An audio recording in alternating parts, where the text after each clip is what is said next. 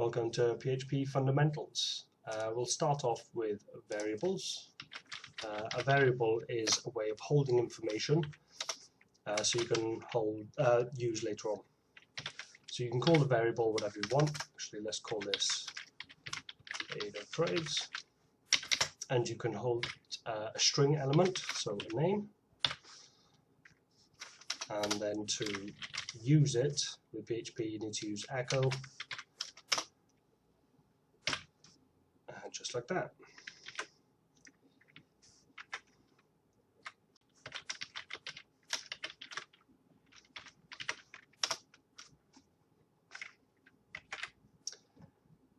So you don't have to use a string, you can use numbers.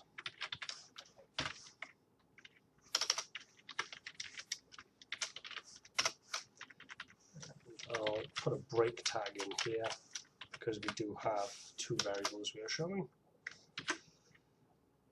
Oh, and I forgot to close that guy off.